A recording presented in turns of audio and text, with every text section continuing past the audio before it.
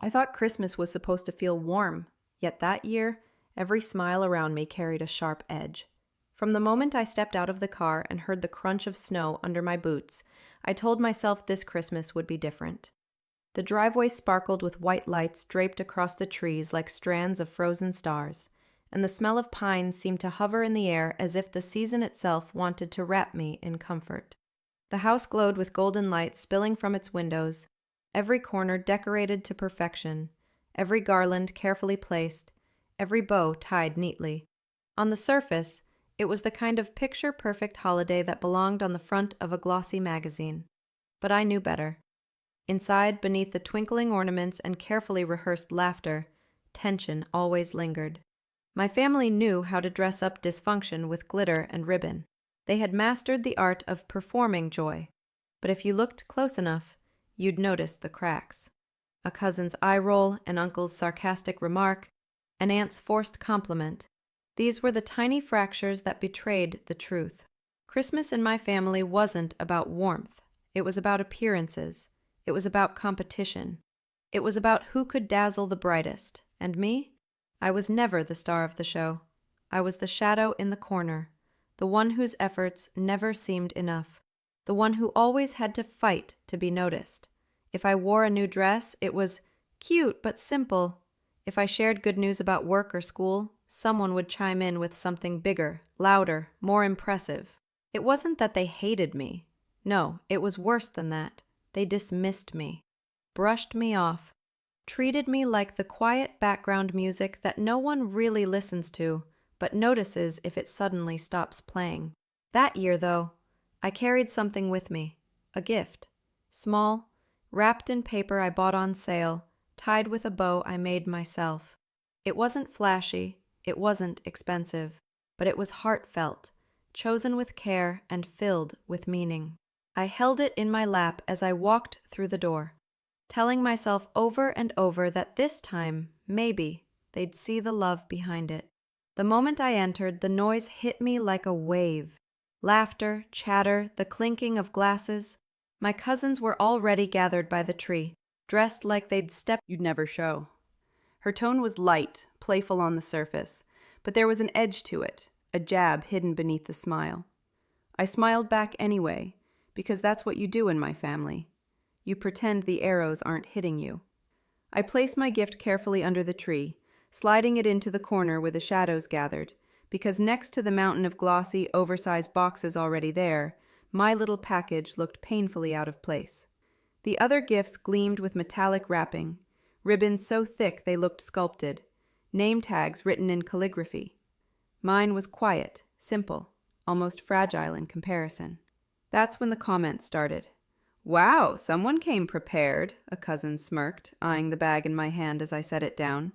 "Don't trip on it, it's so small you might miss it," another whispered loudly enough for half the room to hear.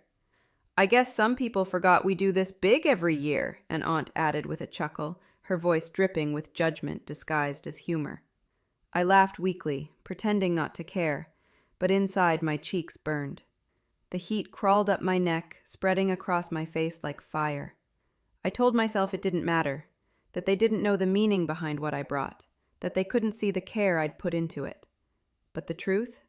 Their words stung. Every single one felt like a reminder that in their eyes, I would never measure up.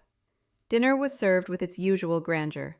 Roast turkey, glazed ham, side dishes lined up like soldiers, desserts that looked too perfect to eat. Conversation flowed, glasses clinked, and laughter filled the air. But beneath the sparkle, I felt it again. That edge. That unspoken hierarchy where money equaled love and appearance equaled worth. I tried to enjoy the meal, tried to laugh along, tried to remind myself of the season's true meaning.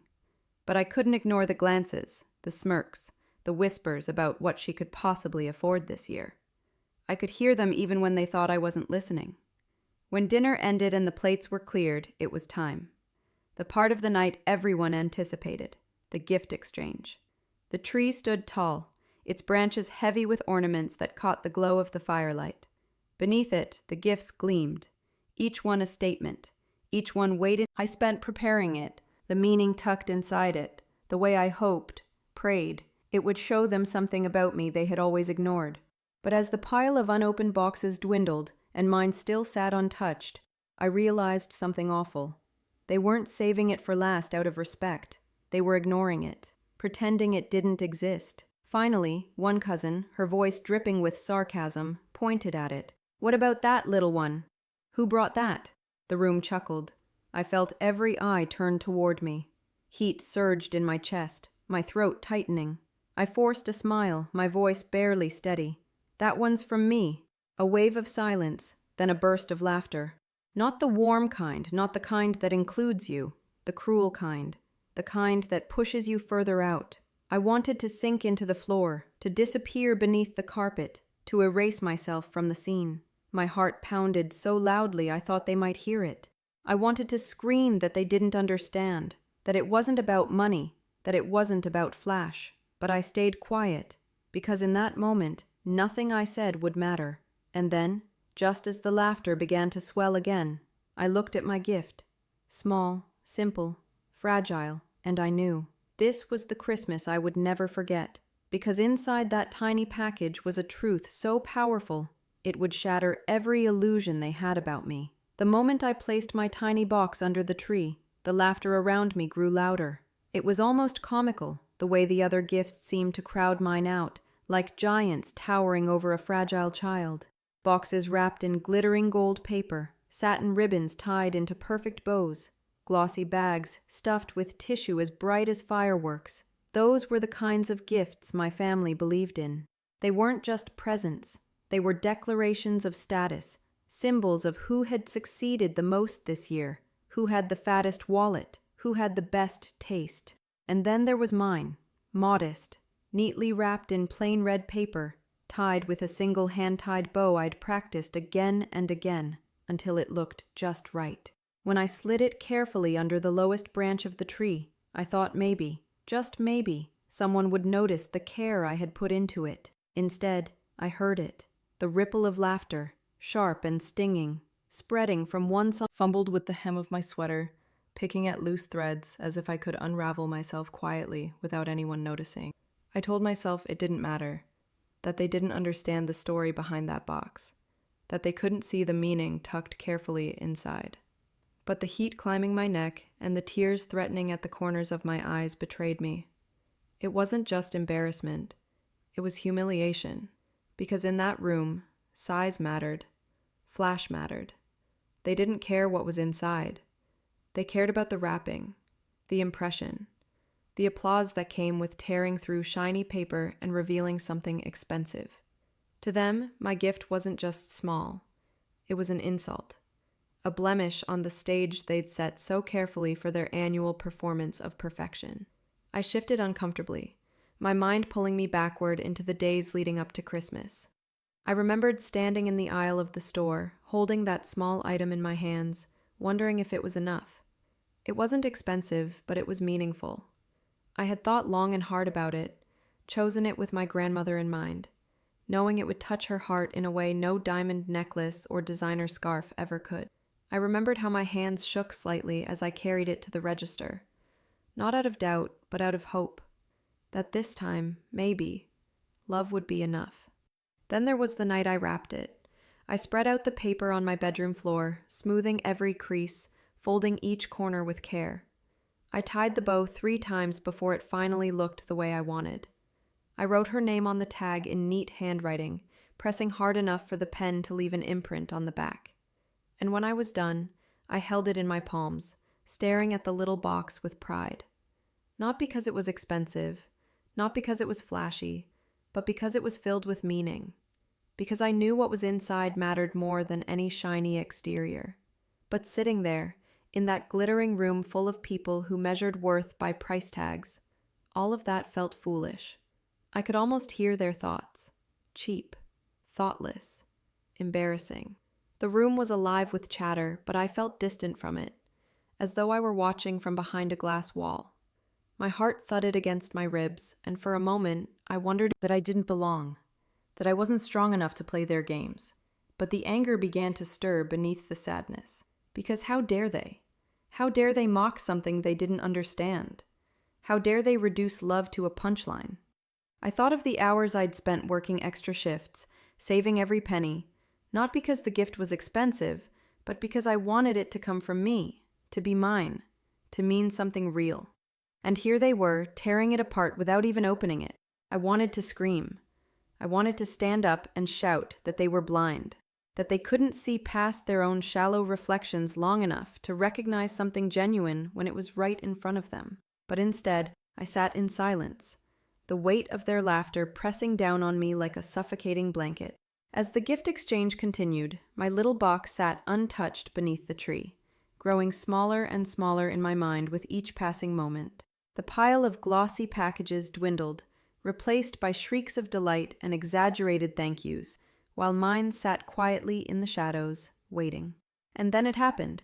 One cousin, the one who always thought of herself as the family comedian, leaned toward another and whispered, though loud enough for me and half the room to hear, "It looks worthless." The word echoed in my ears, sharp and merciless. Worthless. Not the gift, not the wrapping, not the bow. Me. Because that's what they really meant. That's what they'd always meant. And for the first time that night, I realized this wasn't just about a box under a tree. It was about me. About the role they had carved for me in this family. About the way they had decided my worth before I even walked through the door. And as the laughter swelled again, filling the room with sharp edges, I knew one thing for certain. This gift was about to reveal more than they ever bargained for. Every present they unwrapped sparkled with money. Mine sat untouched, shrinking smaller in my mind. The living room looked like the cover of a glossy holiday magazine. The tree, tall and symmetrical, glittered with lights and ornaments that looked more like jewelry than decorations. Beneath it, the pile of presents resembled a mountain of wealth, wrapped in metallic foils, satin ribbons, and luxury brand bags that practically screamed their price before anyone even opened them. One by one, the extravagance. Each time a new package was opened, I caught a glimpse of it, smaller and smaller in comparison, as though it might vanish entirely if I blinked long enough. I sat on the couch, my hands folded tightly in my lap, forcing a smile as each new treasure was revealed. My relatives laughed and clapped, congratulating each other on their thoughtful gifts, though everyone knew thoughtfulness had little to do with it. These weren't gifts, they were displays, proof of success, proof of wealth, proof of worth. Inside, though, my chest tightened with each unwrapped item. I could feel the distance between me and the others growing, a chasm carved not by love, but by money. They measured each other's value with receipts, and by that standard, I was invisible. I felt my cheeks grow warm as I imagined their reactions when my gift finally made its way into someone's hands. A small box, plain and modest, holding something far less flashy than the glittering trophies already scattered across the floor. Would they laugh outright? Would they whisper again, the way they had when I placed it under the tree? Would they even bother to open it with the same exaggerated enthusiasm they gave everything else? As the gifts continued, I forced myself to clap along, to nod and smile, to act like part of the celebration. But inside, a storm was brewing.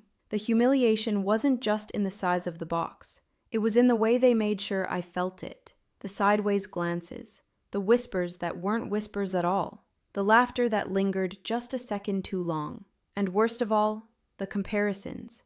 "Can you believe how generous Mark is?" one aunt gushed as my cousin unwrapped a brand new gaming console. "That must have cost a fortune," another replied, her tone dripping with admiration. "He always knows how to give the best gifts." I wanted to laugh. Best gifts? Or biggest price tags? To them, those two things were the same. It wasn't about meaning. It wasn't about thought. It was about money, plain and simple. And because my gift didn't sparkle, because it didn't scream luxury, it had already been judged as worthless before the paper was even torn away. The more they praised one another, the more isolated I felt. It was as though I wasn't even in the same room anymore, watching them from a distance, an outsider at my own family Worth, or lack of it. I shifted in my seat, my eyes fixed on the floor, trying to block out the sounds of laughter and applause as yet another expensive gift was revealed. I reminded myself that this wasn't a competition, that Christmas wasn't supposed to be about money. But it was useless. In this house, everything was a competition, and I was already losing. A memory surfaced then, uninvited. Last Christmas, when I had brought a handmade scarf I had spent weeks knitting. I remembered the look on my cousin's face when she unwrapped it, the polite smile that didn't reach her eyes, the way she folded it back into the box as though it were something fragile she didn't want to touch. I remembered the whispers that followed, the laughter at my old-fashioned choice. And now here I was again. Different gift, same feeling. As the pile under the tree shrank, my heart pounded harder. My little box remained, waiting, shrinking smaller in my mind with every passing second. I wanted to grab it, to hide it, to pretend I had never brought it at all. But it was too late. Everyone had seen it. Everyone was waiting, not with curiosity, but with mockery. I heard it before I saw it, the whisper that wasn't meant to be secret. I can't wait to see the look on her face when that thing is opened. The words sliced through me, sharp and merciless. They weren't just mocking the gift. They were mocking me, my face, my feelings, my worth. And in that moment, I realized this wasn't just about Christmas. It was about every year, every dinner, every gathering where I had been measured and found lacking. It was about the role they had carved out for me, the one who never quite measured up, the one who was always a step behind, the one who brought worthless gifts. The laughter swelled again, and I knew one thing for certain. When that box was finally opened, the night would change forever. It wasn't just teasing anymore. It was ridicule dressed as family tradition. At first, the laughter had been light, the kind of laughter you can almost convince yourself is harmless, the kind that slides past your ears if you ignore it long enough. But now it had changed. The tone was sharper, the edges cutting deeper. It wasn't laughter, it was about me, about my place in this family. And right then, my place was in the crosshairs. Each new present they unwrapped was followed by exaggerated praise, but every glance kept flicking back to the small red box under the tree. It was like a spotlight no one had asked for, but everyone wanted to point out. My cousins whispered louder now, no longer bothering to hide it. "Do you think it's a candle?" one of them sneered. "No," another shot back. "Candles are at least useful." The laughter that followed twisted my stomach. I looked around the room, searching for an ally, someone who might shift the mood, someone who might silence the mockery. My parents sat stiffly, their faces unreadable, unwilling to intervene. My aunt smiled too tightly, as if embarrassed for me, but not enough to stand up against the tide. And then there was my grandmother. She sat quietly in her armchair, her hands folded neatly in her lap, her eyes fixed on me. She hadn't said a word yet, but her silence felt louder than the mockery around me. She didn't smile. She didn't laugh. She only watched, her gaze steady, her face unreadable. I clung to that silence as though it might hold me together, as though maybe, just maybe, she saw what they didn't. Anger and sadness warred inside me. Anger at the way they dismissed me, the way they used me as the family's running joke. Sadness that this was what Christmas had become. A theater of humiliation disguised as tradition. I wanted to shout at them, to tear into their smug laughter and remind them that gifts aren't supposed to be measured in dollars, that love doesn't come with a receipt. But the words stuck in my throat, heavy and useless. Instead, I sat frozen, the sounds of laughter bouncing off the walls, echoing in my head. Every mocking comment carved another crack in my chest. Every sideways glance pushed me further into a corner I hadn't chosen. And then my uncle stood. He was the loudest of them all, the kind of man who commanded attention not with respect, but with volume. His voice always filled the room, his laughter always rose above the rest. And now, his movements were just as exaggerated. He strode toward the tree with a theatrical swagger, his hand already reaching down. Another shake, tilting his head dramatically. "Is it empty?" he asked, his voice dripping with mockery. "Or maybe just filled with hope and good intentions?" The laughter was deafening. It pressed against my ears until it drowned out everything else. My heart raced, my vision blurred, and for a moment I thought I might crumble right there in front of them all. But then my eyes found my grandmother again. She hadn't moved. She hadn't laughed. She hadn't even blinked. She simply watched, her silence unshaken, her gaze unflinching. And in that moment, I realized she wasn't just watching the gift, she was watching me. And as my uncle shook the box again, grinning like a man who thought he'd won, I knew something was about to happen, something that would change the night forever. Because sometimes the smallest box carries the heaviest weight. And they were about to find out just how wrong they were. Her eyes caught mine from across the room, and for the first time that night, I felt seen. The noise of the laughter was still swirling around me, sharp and cruel, but my grandmother's gaze cut through it like a thread of light in a dark room. She sat in her favorite armchair, the one that had shaped to her body after decades of use, her posture steady, her face calm. She didn't join in their jokes. She didn't flinch at their ridicule. She just watched me, her blue-gray eyes locked onto mine with a quiet intensity that felt like shelter. I'd always been close to her. She was the only one in this family who had never made me feel like I had to prove my worth with accomplishments, looks, or the weight of the gifts I gave. With her, I could just be me. I remembered childhood afternoons at her kitchen table, where she'd slip me extra cookies and listen to my endless stories as if each one was important. She never interrupted. She never mocked. She never dismissed. She made me believe that my voice mattered, even when the rest of the family seemed intent on ignoring it. And now, in that crowded living room with tinsel shimmering and judgment thick in the air, she saw me again. Not the small box under the tree, not the trembling in my hands, not the tight smile I plastered on to hide the tears I refused to shed. She saw me. She knocked me over. For the first time that night, someone had stood up for me. She hadn't raised her voice. She hadn't scolded with drama. But her simple words cut deeper than any shout could. My uncle tried to laugh it off, holding up the box again with a grin. "Oh, come now, Ma.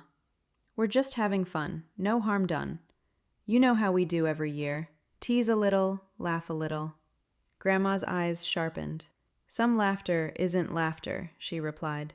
"Some laughter is cruelty with a bow on it." The silence deepened. I saw my cousins lower their eyes, shifting uncomfortably.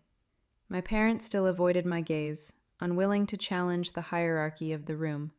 But I noticed the tightness in my mother's jaw. She heard the truth in Grandma's words too, even if she wouldn't admit it out loud. I looked at Grandma again, my chest swelling with both relief and guilt. Relief that she had spoken up. Guilt that I couldn't do it myself. That even now I needed her to step in and shield me. But maybe that's what love looks like. Someone noticing the silence you can't break yourself. She leaned back in her chair, her gaze never leaving the small red box still dangling in my uncle's hand. "That one," she said, her tone soft but commanding. "That gift should be opened last." The words struck like a ripple across the room. My cousins glanced at each other, confusion and curiosity flickering in their eyes. My uncle frowned, clearly irritated at being interrupted, but unwilling to argue with her outright. Guests shifted forward, their interest piqued. Why last? Why single it out? I sat frozen, my heart pounding. Grandma had seen me, yes, but now she had made sure everyone would see. And in that moment, the laughter died completely, replaced by a new, sharp kind of silence. A silence that promised the night was far from over. Because whatever was inside that box, it would not just be a gift. It would be the final word. By the time they finally picked up my gift, the laughter was cruel enough to leave scars. "Small, I almost mistook it for one of the tree ornaments," he said, and laughter rippled through the room. Mallory, his sister, jumped in without hesitation. "Maybe it's just empty, like her savings account," she added, her tone sugar-sweet but dripping with venom. The laughter that followed was louder this time, less restrained. I felt my stomach twist. Their words weren't clever, but they cut deep because they carried truth. Truth that had been twisted into cruelty. I didn't make as much money as they did. I didn't drive a luxury car or live in a sprawling house. I had never given gifts that sparkled with wealth. My gifts had always been small, chosen with care, given with love. But in this family, love was never the currency that counted. I kept my face still, though my hands clenched in my lap until my nails dug crescent moons into my skin. My grandmother's eyes flicked toward me, her gaze steady and reassuring, but she didn't intervene again. This time, she let the silence between us strengthen me instead of shielding me. The others didn't notice.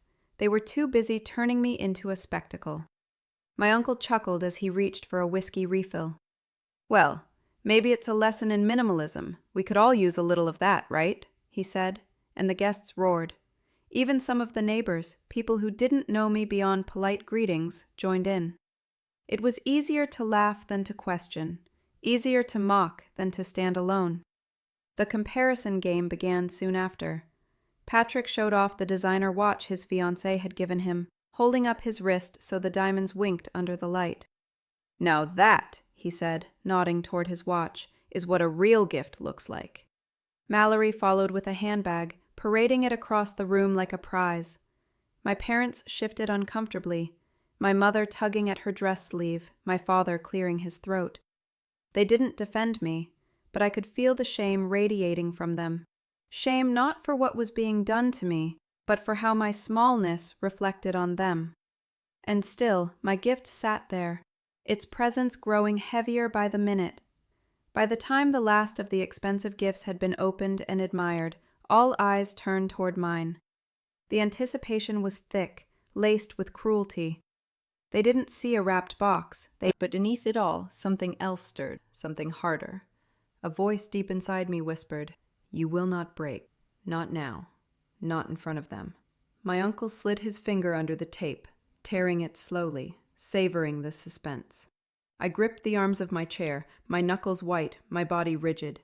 I wanted to scream, I wanted to run, but I stayed rooted, because if I left now, they would win. The paper ripped, the lid lifted, and when the contents were revealed, the room erupted again, not in awe, not in gratitude, but in laughter. They hadn't even read the card yet. They hadn't even understood what the gift meant, but to them, the smallness, the simplicity, was enough. They burst into laughter as though I had handed them a joke wrapped in a ribbon. The sound was sharp, cruel, endless, and in that moment I knew this wasn't just about a gift. It was about me. And the worst part was, they hadn't even read the card. They held it up for everyone to see, as if my failure was entertainment. The room buzzed with cruel anticipation as my uncle slowly pulled away the last of the wrapping paper. All around me, faces leaned forward, their eyes glinting with mischief, hungry for the moment when my gift would expose me. Phones hovered in the air, recording. Laughter bubbled just beneath the surface, waiting to explode. For them, this wasn't Christmas anymore. This was theater, and I was the punchline. Finally, the box lay open in his hands. He reached inside, pulling out the contents with exaggerated slowness, holding it higher and higher until every person in that glittering living room could see. The firelight shimmered against glossy wrapping paper scraps, against gold-edged ornaments on the tree. But all of that grandeur only made the smallness of my gift more stark. It was simple, too simple for their taste. A photo album I had stitched together by hand, bound in fabric I'd chosen carefully, decorated with pressed flowers and painted edges. Inside, I had collected snapshots of the family across decades, holidays, birthdays, candid moments that had faded in memory, but lived on in photographs I had spent hours digging out of shoeboxes, scanning and restoring. Some pages had notes in my handwriting, little reminders of where— "Isn't this cute?" he said, his voice loud enough to echo. "A kindergarten project, just what we needed." The room erupted. Laughter filled every corner, bouncing off the walls, rolling over me like thunder. Someone clapped mockingly. Another cousin snapped a photo, no doubt ready to share it later with a cruel caption. Every snicker carved deeper into me, each one confirming what they all believed, that my effort, my care, my very presence was small, embarrassing, not worth respect. I sat frozen, my cheeks burning hot, my chest tight. I wanted to shrink into the chair, to disappear into the carpet, to vanish entirely. My hands trembled in my lap, nails digging into my palms, desperate to ground myself. Every hour I had poured into that gift, every late night hunched over the table with glue and scissors, every careful choice of photo and ribbon, all of it mocked in seconds, dismissed as nothing. The humiliation pressed heavier with each roar of laughter. My father coughed uncomfortably but said nothing. My mother adjusted the bracelet on her wrist, pretending to be distracted. Nobody defended me. Nobody told them to stop. I was alone in my shame. But beneath the shame, another feeling stirred, anger. Not the wild, screaming kind, but a quieter, deeper fury. Because I knew what that album held. I knew the stories behind those pictures. I knew the sacrifices, the laughter, the moments of raw life stitched into those pages. And I knew, whether they admitted it or not, that those photographs were more real, more lasting, more precious than any of their flashy gifts. They just didn't care. I glanced at Grandma. She hadn't laughed. She hadn't spoken. She just sat there, her hands folded neatly in her lap, her eyes fixed on me with a calm so steady it cut through the noise like a blade. She didn't need to speak for me to understand what her silence meant. Wait. Hold steady. Your time will come. The laughter swelled again as my uncle waved the album theatrically in the air. "Anybody want to take bets on what the card says?" he joked, his grin stretching wide. Patrick chimed in from the couch. "Probably some cheesy Hallmark poem she copied down." The room erupted once more, cruelly. Didn't look at anyone else. She looked at my uncle, the album still dangling carelessly from his hand. Her voice was quiet, but it carried through the room with a sharpness that made every spine straighten. "Read the card." The words dropped into the silence like stones in water, rippling outward, impossible to ignore. For the first time all night, it wasn't me they were laughing at. It wasn't me under the spotlight. It was them. And as Grandma's command settled into the air, I felt something shift inside me. The shame loosened its grip, replaced by a spark of anticipation, a fragile hope that maybe, just maybe, the story wasn't finished yet. Because they hadn't read the card. And once they did, nothing would be the same. When Grandma spoke, the room froze, because she rarely raised her voice. The fire crackled softly in the silence, but no one moved. No one dared breathe too loudly. My grandma's words carried more weight than anything else in that house. She wasn't a woman who wasted words, and she certainly wasn't one to interrupt unless it mattered. For decades, her quiet presence had been the thread holding us together. So when she spoke up now, every laugh, every smirk, every cruel whisper dissolved instantly into stunned silence. She didn't look at anyone but my uncle, her hand gesturing toward the album he still held like a prop in a comedy show. "Read the card," she repeated, her voice firmer now, echoing against the walls lined with garland and golden bows. A murmur rose from the group. My cousin Mallory rolled her eyes, her voice dripping with mockery. "It's just a card, Grandma. Why bother?" Patrick snorted in agreement, still grinning like a mischievous child. Even my aunt leaned forward with a false smile, her tone soft but dismissive. "Mother, let's not drag this out. We all know what's in there, some sentimental fluff. Let's move on to the next gift." But Grandma didn't back down. Her jaw tightened and she straightened her back, her frail frame seeming to grow taller, more commanding. She wasn't just asking anymore, she was demanding. I said, "Read the card." Her words rang like a bell, low and final, and I felt a shiver crawl up my spine. I had seen Grandma angry only a handful of times in my life, and each time it was unforgettable. But this wasn't anger. This was conviction. That my voice, my gift, be acknowledged. But on the other hand, I knew what I had written. I knew the words that lived inside that card, words pulled straight from the softest part of me. Words I had never spoken aloud because they were too raw, too personal, too vulnerable. The thought of those words being read aloud in front of the very people who had spent the night tearing me apart filled me with a dread that sat heavy in my throat. What if they laughed harder? What if they twisted my words the way they had twisted everything else about me? What if opening myself up only gave them sharper weapons to use against me? I wanted to speak, to tell Grandma no, to beg her to let the moment go. But when I looked at her, at the fire in her eyes, at the strength radiating from her despite her trembling hands, the words died on my lips. She wasn't just protecting me. She was protecting something bigger. The truth that lived in that card. The truth she wasn't going to let anyone bury under mockery. Around the room, voices began to rise again, sharper this time, more resistant. "This is ridiculous," Patrick muttered, shifting in his chair. "Who cares about a stupid card?" Mallory leaned back, crossing her arms. "She's just trying to make us all feel guilty." My aunt sighed dramatically, her tone clipped. "Honestly, Mother, you're spoiling Christmas." But Grandma didn't move. She didn't blink. She stood there, fragile but unyielding, like a tree rooted deep into the ground no storm could tear out. "Read it," she said again, softer this time, but no less commanding. For a long moment the room teetered on the edge. My uncle looked from her to the album, then back again, his jaw working as though he were chewing on rocks. He wanted to resist. He wanted to laugh it off, toss the card aside, move on. But no one defied Grandma. Not when her voice carried that particular edge. Finally, with a dramatic sigh, he slipped the envelope free. The paper crinkled as he tore it open, the sound impossibly loud in the silent room. He pulled out the folded card, glanced at it briefly, and smirked. "Oh, here we go," he muttered, shaking his head. "Sentimental drivel."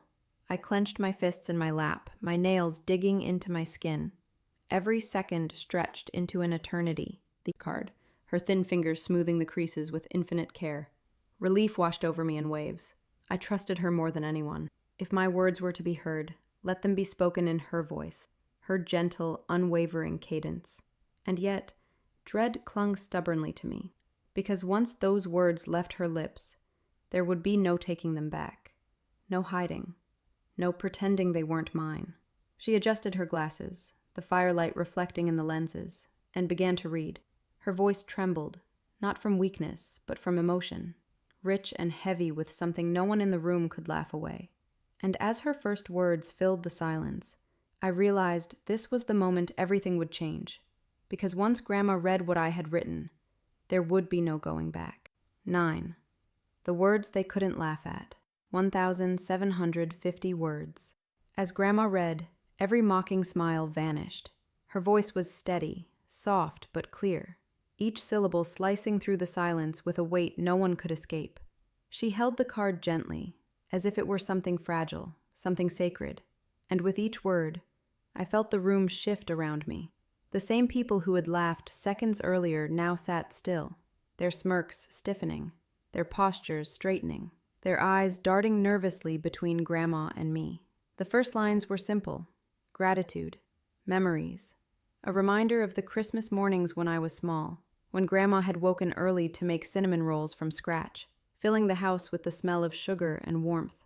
I had written about how she was the one who taught me that gifts didn't need price tags to matter, that sometimes the smallest things carried the greatest weight. My grandmother's voice trembled faintly as she continued. "This album isn't just pictures," she read, her tone thickening with emotion. "It's every moment you gave me love when no one else did. It's every time you sat at the kitchen table and listened, when no one else cared to hear my stories. It's proof that the little things you do are not forgotten, and never will be." I saw Mallory shift in her chair, her smug expression fading as she crossed her arms and looked away. Patrick stared at the floor, tapping his foot nervously, the grin gone from his lips. Even my uncle leaned back, his jaw tight, his hand tightening on the armrest as though bracing himself against the hum of the furnace through the vents, the creak of the floorboards as someone shifted uncomfortably. But no laughter, not anymore. My heart pounded as I watched faces change around the room. For the first time all night, I wasn't just the object of ridicule. I was the mirror they couldn't look away from. My words, delivered in Grandma's unwavering voice, forced them to see the truth they'd buried beneath their shallow traditions. Tears pricked the corners of my eyes as she continued. I don't have money for grand gifts. I don't have jewelry to give or gadgets to impress. What I have is love, and the hope that it's enough. And maybe one day, when the expensive things break or fade, you'll still have this. A reminder that what matters most is not what we buy, but the moments we share. I saw my mother glance down, her lips pressed tightly together, her hand clutching at the bracelet she had been so proud to show off earlier. My father cleared his throat, his face pale, his eyes fixed firmly on the floor. Even my aunt, always so composed, dabbed at her eye with the corner of a napkin, her chest rising and falling with uneven breaths. Something was happening. The armor they wore, the arrogance, the mockery, the laughter was cracking. My words were seeping through, soft but unrelenting, soaking into the spaces where guilt lived, where shame festered. And yet I couldn't relax. Relief warred with dread in my chest, because while part of me felt vindicated, another part feared what would come next. Would they lash out harder? Would they mock me even more to cover their own discomfort? Or would they finally see me, not as the girl with the worthless gift, but as someone who had always loved them more than they deserved? Grandma paused, her finger resting lightly against the edge of the card. Her eyes scanned the words, her lips pressing together, her chest rising in a steady breath. And then she spoke again, her tone deeper now, more deliberate. "There's one more thing," she said, her voice cutting through the silence. Every head lifted, every eye fixed on her. She continued reading, her voice trembling with both age and power. "This album isn't just about the past. It's a reminder to you, all of you, that we only get so many Christmases, so many chances to be kind, so many chances to see each other before it's too late." I don't rose from the crowd that had mocked me moments before. Instead, the air was thick with something else. Guilt, shame, recognition. For the first time that night, I wasn't the smallest person in the room. They were. Grandma lowered the card slightly, her eyes lifting from the page to scan the faces around her. The silence deepened, thick enough to choke on, as she let the weight of the words settle. Her gaze landed on each of them in turn, Patrick, Mallory, my uncle, my aunt, and then she stopped. Her eyes lingered, steady and unyielding, on certain faces. The pause was deliberate, her silence louder than any accusation. And in that moment, I knew something more was coming. Because when Grandma paused, staring directly at them, she wasn't just reading my words anymore. She was delivering judgment. The very people who mocked me couldn't look me in the eyes anymore. It was almost surreal, watching their faces shift in real time. These were the same relatives who had spent the evening ridiculing me, who had sneered at the size of my gift and chuckled at its simplicity. But now, as Grandma's voice carried my words into the air, their smirks faded, their laughter died. One by one, they averted their eyes. Mallory's arms were crossed tight over her chest, but her posture betrayed her. She shifted constantly, her heel tapping against the floor like a metronome of nerves. Patrick's grin had collapsed completely. His eyes stared blankly at the floorboards, as if studying the grain of the wood could distract him from the weight pressing on the room. My uncle, who had proudly paraded my album as if it were a toy for his amusement, sat stiff and pale, his jaw clenched so tightly I could see the muscle twitching beneath his skin. It wasn't victory I felt, not yet. It was something stranger, a mixture of disbelief and fragile relief, tangled with the fear that at any second they'd erupt again, covering their shame with louder laughter, crueler jokes. But they didn't. They couldn't. Because Grandma wasn't finished. Her voice grew steadier, stronger, as she added her own words between mine, weaving them together like threads in a tapestry. "These are not just her words," she said, her eyes scanning the room, daring any— "Listen." Her hand trembled slightly as she lifted the card again, her eyes glistening in the firelight, but her voice never wavered. She read the part I had feared most, the part where I had written about feeling small, about wondering if I would ever be enough in their eyes. "I wrote this," Grandma said, her tone breaking slightly as she delivered my words, "because I wanted you to know that even though you laugh at me, even though you make me feel like I'm not enough, I still love you. I still try. I still show up every year with the hope that maybe this time things will be different." The words landed like a hammer against glass, cracking the room's veneer of perfection. I saw Mallory's eyes flicker, glossy with something she was trying desperately to hide. Patrick shifted again, his shoulders slumping. My father cleared his throat, his eyes suspiciously red, while my mother pressed a tissue against the corner of her eye. And then Grandma added her own line, her voice trembling with emotion but unflinching in its power. "If you can sit here and hear these words and still laugh, then shame on you. Shame on all of you." The sting of her rebuke filled the air like smoke, thick and suffocating. No one dared breathe too loudly. No one dared argue. For once, they couldn't hide behind money, or gifts, or jokes. For once they were exposed, bare and uncomfortable under the weight of truth. I watched their faces shift, the arrogance melting away into something rawer. Shame, guilt, recognition. The emotional shift hit me, too. The humiliation that had burned in my chest moments before now gave way to something else. Vindication. Not loud, not triumphant, but quiet and steady. I wasn't crazy. I wasn't weak. I wasn't imagining the cruelty. They had mocked me, and now they couldn't deny it.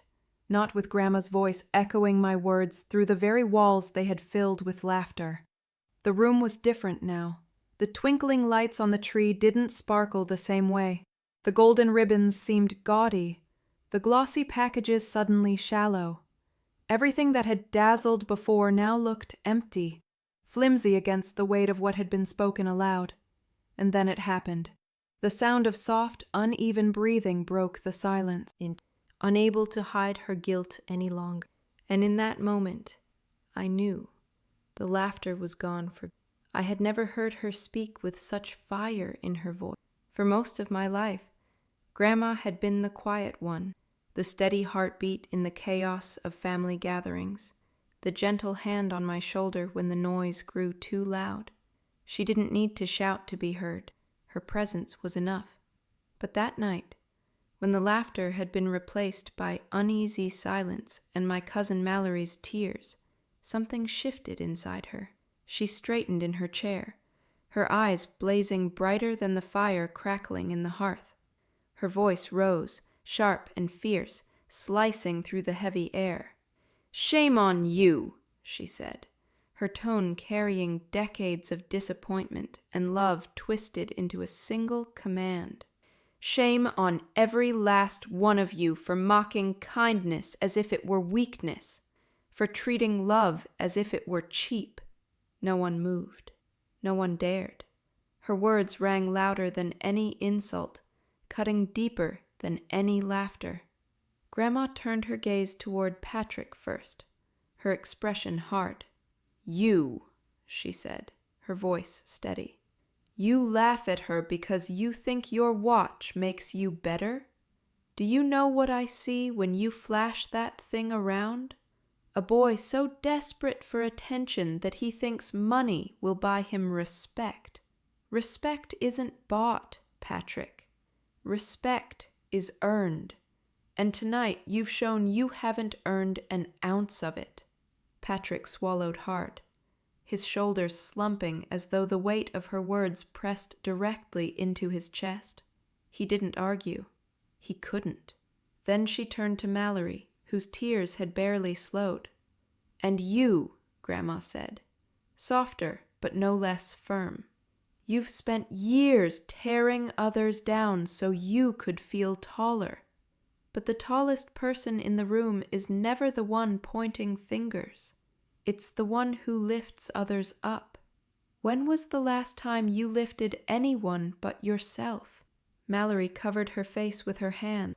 "Single one of you should be ashamed," she said, her voice trembling, not with weakness, but with righteous anger. "You sit here surrounded by wealth and act as though love has no value.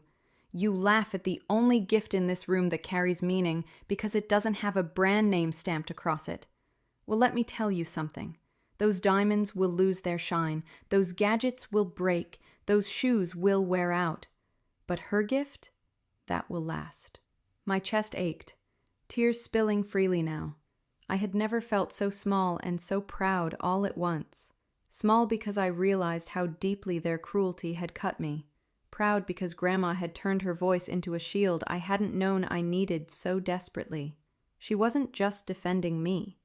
She was defending what mattered. "Do you know what this album is?" she continued, her hands lifting it gently from the table where my uncle had tossed it aside. Her fingers stroked the cover with reverence. "It's not paper and glue. It's a record of who we are. It's proof that moments matter more than money. It's her saying, 'I love you,' in the most selfless way she knows how. And you dared laugh at that." No one dared to meet her eyes. My mother dabbed at her eyes with a tissue. My father shifted forward in his seat. And even my aunt, the woman who always seemed untouchable, looked as though she'd been stripped bare. I sat frozen, my hands trembling, my heart pounding so loudly I could barely hear. The humiliation that had burned me alive just minutes earlier now transformed into something else. Vindication. Warmth. Strength. Grandma wasn't just defending me, she was forcing them to see me. Forcing them to see that love was not weakness, that simplicity was not shame, that my gift was not worthless. Then she turned, her eyes locking on mine. For a moment, her face softened, her expression full of pride and love that nearly undid me. But then she turned back to the room, her voice rising once more, final and unyielding. "You think your gifts show your worth? You think your money makes you better? Let me tell you the truth. The only gift in this room that truly matters tonight, the only gift worth remembering, is hers." Her words, "children for free because you couldn't be bothered." Where were your smirks when she scrabbed together enough to buy a birthday cake for cousin because nobody else remembered? Her words sliced through the silence like glass shattering. My cousins shifted in their start, the glossy sheen of their expensive outfits no longer dazzling, now looking gaudy under the weight of guilt. "She has always given," Grandma continued, her voice trembling with restrained anger. "Not gifts you could flash on Instagram or brag about at dinner parties, but gifts that mattered. Her time, her care, her heart. And you dismissed it all because it didn't come wrapped in shiny paper." Tears stung my eyes as memories washed over me. Late nights spent hunched over homework by the light of a desk lamp. Babysitting Mallory's kids until my head ached, then walking home in the cold because she didn't offer me a ride. Saving tips from a part-time job to buy a cousin a graduation frame, only to watch it tossed aside for something more impressive. Every sacrifice blurred together into one long history of giving. Giving that had gone unnoticed, unappreciated, mocked. I thought of the scarf I knitted last Christmas, the one Mallory had barely glanced at before tossing it aside. I thought of the book I saved for months to buy Patrick, a book I knew he'd love, only for him to leave it on a shelf untouched while flaunting his new gadgets. Each memory burned fresh, their faces mocking me all over again, until Grandma's voice cut through, louder than the laughter had ever been. "You call her gift worthless?" she said, her tone rising. "Then what does that make you? Because every year she shows up with more heart than all of you combined, and you repay her with cruelty." The shame in the room was palpable now, heavy as stone. My aunt wrung her hands in her lap, avoiding my gaze. Patrick's jaw tightened, his bravado crumbling. Mallory sniffled softly, her earlier sobs returning in broken waves. Even the neighbors who had joined in the mockery without hesitation shifted awkwardly, glancing toward the door as if they wished they could slip away unseen. And then Grandma's voice softened, filled with something that pierced deeper than anger. Sorrow. "This gift," she said, lifting the album slightly, "isn't just picked." My chest, a vindication I had never dared imagine. Because at last the truth was being spoken aloud. And yet, even in that vindication, there was fear. Fear of what would come after. Fear of how they would retaliate once the weight of shame lifted. Fear of whether this moment would truly change anything at all. Grandma's voice dropped lower, quieter, but somehow more piercing than ever. "Money fades. Status fades. What lasts are the choices you make, the way you treat people, the love you give. And tonight, Every one of you showed what truly lives in your hearts. I followed her gaze as it lingered on each of them, and then, to my shock, her eyes drifted toward my parents. They had been silent all evening, sitting stiffly as though torn between defending me and protecting their place in the family's hierarchy. My father's eyes were downcast, his hands clasped tightly in his lap. My mother dabbed at her eyes again, though I couldn't tell if her tears were for me, for herself, or for the shame of having stayed quiet while I suffered. But as Grandma spoke those words, I saw something shift in their expressions. A flicker. A crack in the mask. It wasn't the same shame my cousins wore, the shame of being caught. It was something heavier, something older. Regret. And in that moment, I realized this wasn't just about me anymore. Because the gift hadn't only exposed my cousin's cruelty, it had stirred something in my parents they had tried for years to bury. For the first time, I saw shame ripple across their perfect faces. The silence was thick enough to choke on. The golden lights of the Christmas tree still twinkled, the fire still crackled softly in the hearth, but the room no longer glowed with celebration. The laughter was gone, replaced by the heavy weight of recognition, the kind that forces people to see themselves clearly for the first time in years. My cousins, who had mocked me so easily, shifted uncomfortably in their seats. Mallory's tears streaked her carefully applied makeup, her mascara smudged in black lines across her cheeks. Patrick sat slumped forward, elbows on his knees, his eyes cast downward as though the floor itself might provide escape. My uncle rubbed the back of his neck, his once booming voice gone silent, his arrogance dissolved into something that almost looked like shame. And my parents, God, I didn't mean it the way it sounded, he muttered, his eyes still fixed on the floor. I was just joking. His words hung weak in the air, brittle and flimsy. Even he didn't seem to believe them. Mallory sniffled loudly, swiping at her cheeks. "I don't know why I said those things," she whispered, her voice breaking. "I shouldn't have." My uncle shifted again, his broad shoulders drooping. "We were out of line," he admitted gruffly. "It was just tradition, you know? We always tease, but maybe we went too far this time." "Maybe?" Grandma snapped, her voice sharp as steel. "Don't you dare soften it! You didn't maybe go too far. You humiliated her. You treated her love like garbage." The room flinched at her words, but no one dared argue. And me? I sat frozen in the middle of it all, my emotions a storm I couldn't contain. Hurt still throbbed inside me, raw and deep, but for the first time, it wasn't the only feeling. There was pride, too, small but steady, a new strength forged not in their approval but in their shame. For so long I had wanted them to see me, to value me, and now they did, not because I had bent myself to fit their mold, but because I had stayed true to myself. It was a strange kind of vindication, painful, bittersweet, but real. Grandma looked around the room, her eyes fierce, unyielding. "You've said enough," she told them firmly. Then she turned toward me, her expression softening, her gaze filling me with a warmth that nearly undid me. Now it's her turn. Her words hit me like a wave. My turn. The room shifted again, every head turning toward me. My cousins' tear-streaked faces, my uncle's uneasy gaze, my parents' regretful eyes, all of them fixed on me now, waiting. My heart hammered against my ribs. My palms were damp. For years I had swallowed my words, burying them beneath brittle smiles and forced laughter. For years I had let their ridicule cut me open, then patched myself back together in silence. But now, with Grandma's blessing, with her fire still burning in the air, I had a chance to speak, a chance to be heard. Silence in the room was suffocating. Every eye was on me, some heavy with guilt, others braced for impact. My palms were slick, my heart thundering so hard I thought it might shake the words right out of me before I had the courage to release them. But then I saw Grandma, her face steady, her gaze soft and encouraging, and I knew. This was my moment. I swallowed hard, my voice catching as I began. "Do you have any idea What it's like to be laughed at by your own family? No one answered. I saw Patrick glance down again. Mallory twisting a tissue between her fingers until it tore.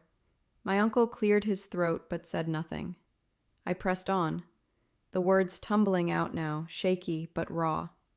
Every year I show up. I smile. I try to fit in. And every year I walk away feeling smaller than when I came.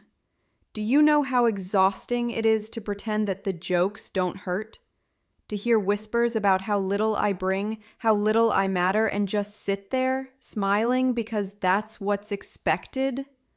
My chest heaved, but the tremor in my voice was lessening. With every sentence, I felt something in me solidify. Something that had been fragile for so long but was now turning into steel. You think this was about a scrapbook? I continued, my eyes sweeping across the room. You think I wrapped that box just to embarrass myself? Number. That album is filled with moments, with love, with proof that even when I felt invisible, I still saw you, all of you. I remembered birthdays you forgot. I took pictures when no one else bothered. I kept the memories alive because they mattered to me, even when I didn't matter to you. I could feel the sting of tears behind my eyes, but I didn't stop. Not this time. Not when I had swallowed so much for so long. And you mocked it. You mocked me. Because it wasn't expensive. Because it didn't come in a shiny bag or with a brand name. You mocked me because love doesn't impress you. Because kindness doesn't have a receipt. The room was painfully still. I heard someone sniffle. Mallory again. Me every reason not to. It was me holding on to the good in this family when all you cared about was showing off. It was me refusing to give up on the idea that maybe, just maybe, love would finally be enough. The dam inside me broke then. Tears slipped down my cheeks, hot and unrelenting, but I didn't care. For once, I wasn't ashamed of them. They weren't weakness, they were release. You call me small, I said, my voice shaking with both pain and strength. But I'm not the one who's small. You are. Because you can't see beyond the glitter. You can't see past your own reflections long enough to notice the person who's been here all along. Trying. Loving. Giving. The words echoed, bouncing off the walls like thunder. And for the first time in my life, I didn't shrink after speaking. I didn't look down. I didn't apologize for the weight of my truth. I stood taller, even as I sat in that chair, because I had finally said what had been burning inside me for years. My breaths came ragged, heavy with both exhaustion and relief. I wiped at my cheeks, the tears still streaming, but my voice was steady now.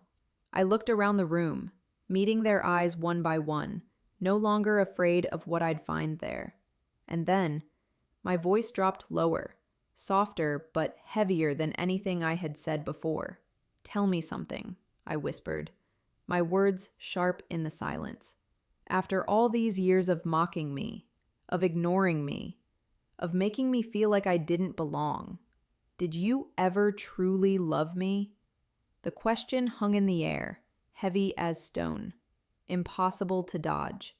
And as it echoed in the silence, I saw their faces pale, their eyes widen, their masks crumble further, because now the laughter was gone. All that was left was the truth, and they had no place to hide from it. By the end of the night, nothing about my family would ever be the same. The silence after my question stretched on longer than any silence I had ever endured in that house. It wasn't the silence of dismissal, the kind I had grown used to, where my words floated into the air only to dissolve as if I'd never spoken at all. No, this silence was different. This silence was The way his throat moved when They had heard me, truly heard me. And for once, I didn't feel invisible. But not everyone was ready to admit defeat. My aunt broke the silence with a sharp exhale, her voice tight with forced calm. We don't need to make this so dramatic, she said, her words brittle. It was just teasing. That's how our family has always been. Grandma turned her head slowly, her expression like stone. Then maybe it's time for that to change. Her words landed like thunder, making even my aunt recoil. For the first time in years, the hierarchy of the family had been dismantled, toppled by the quiet strength of a woman they had underestimated. I felt movement beside me, and then Grandma was standing. Slowly, carefully, she crossed the room, the album still pressed against her chest. When she reached me, she placed it gently in my lap, then bent and wrapped her arms around me. Her embrace was warm, steady, filled with more love than I could contain. She leaned close, her lips brushing my ear as she whispered, "You were never worthless. Don't you ever forget." Tears spilled down my cheeks, but this time they weren't from shame. They were from relief, from love, from the overwhelming validation I had longed for my entire life. The room shifted again in that moment. Some bowed their heads, truly ashamed. Others stiffened defensively, still unwilling to admit the truth. But it didn't matter. For the first time, I realized that their approval, or their lack of it, did not define me. I had spent years chasing scraps of validation, desperate for recognition that never came. But that night, watching them squirm under the weight of their own cruelty, I understood something profound. My worth was never theirs to measure. My love was never theirs to mock. My gift was never worthless. It was priceless, because it came from the one place they couldn't touch, my heart. I looked at the album in my lap, running my fingers gently across its cover. What had once felt like the smallest, most embarrassing box under the tree, now felt like the heaviest, most powerful gift. Need their words, not then, because Grandma's embrace, her defense, her unwavering belief in me had filled a void I had been carrying for so long. And in that moment, I promised myself I would never again measure my worth by their shallow standards. I left that night changed, stronger, braver, no longer the quiet shadow in the corner of the family gathering. And as I looked back at the tree, its lights twinkling in the darkened room, I realized something else. My story, the truth that had unfolded that night, wouldn't stay confined to those walls. Word had already begun to spread, whispered between neighbors, captured in recordings that had started as mockery but ended as something else entirely. And that's when I knew. The Christmas that broke me was also the Christmas that would make sure I was never invisible again. If this story touched you, don't forget to hit like and share it with someone who needs the reminder that love is never worthless. Tell me in the comments about a time you stood up for yourself, or when someone stood up for you. And make sure to subscribe with the notification bell on so you never miss the next powerful story.